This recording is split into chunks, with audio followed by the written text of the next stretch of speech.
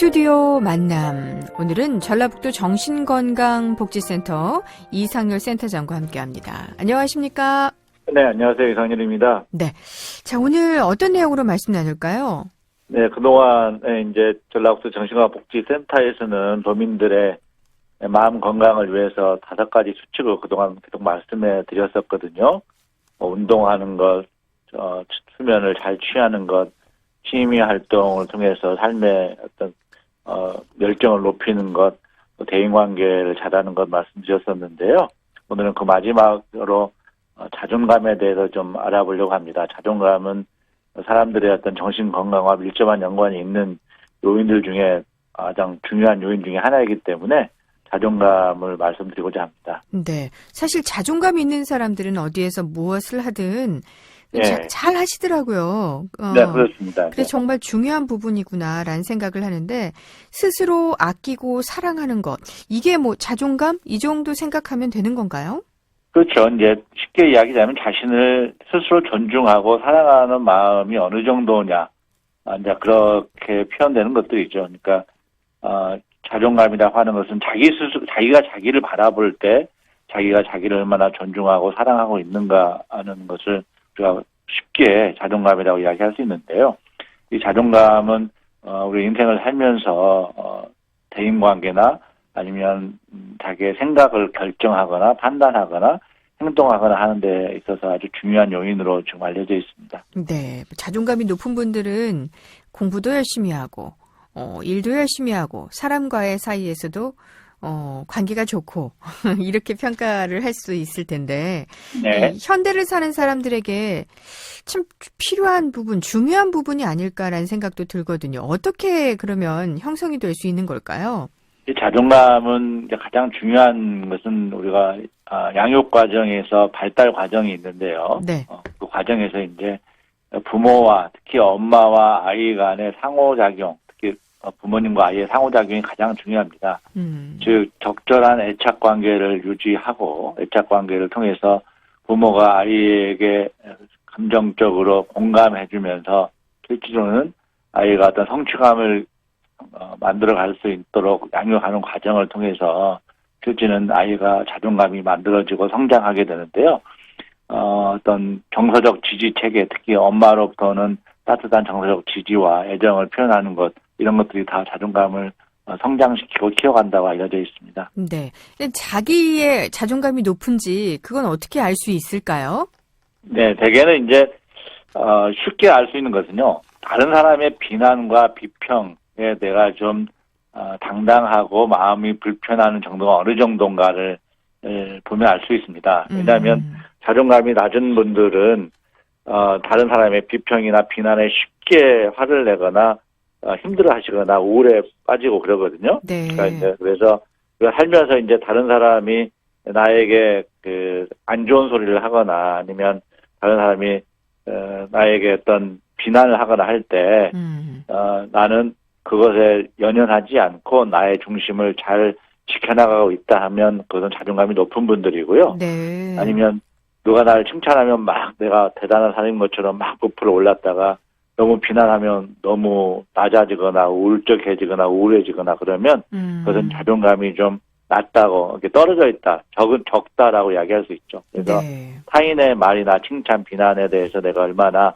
흔들리지 않는지, 이것이 중요한 요인 중에 하나입니다. 남의 시선을 의식 많이 하는 것도 그 자존감하고 연결되는 건가요? 네, 그렇죠. 그래서 남의 시선을 적정하게 의식하는 것은 좋죠. 왜냐하면 남의 시선을 의식해서 내가 더욱더 발전하고 더욱더 노력할 수 있으니까요. 근데 남의 시선에 너무 의식하다 보면 자기가 위축되고 자기의 삶의 에너지와 생기나 활력이 떨어진다고 한다면 네. 그것은 자존감이 낮은 사람이다라고 이야기할 수 있죠. 그렇군요.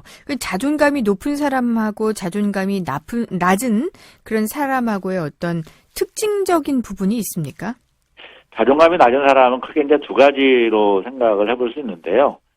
첫째는 이제 남의 평가에 민감하거나 하고 그래서 자신을 더욱더 과대 포장하려고 하죠. 그래서 이제 소위 말해서 주변 사람들 보면 너무 자만감이 막 높다, 아니면 목에 막 걸먹거린다, 이런 분들 많잖아요. 네네. 그리고 조금만 그분에 대해서 뭐 지적을 하거나 비평을 하거나 하면 자신을 막 비난한다고 벌컥 화를 내는 분들, 이런 분들은 거만해 보이고 자만해 보이긴 하지만 실제 이분들 마음속에는 아주 깊은 열등감이 있는 거고요. 네. 그런 분들은 되게 자존감이 낮은 사람입니다.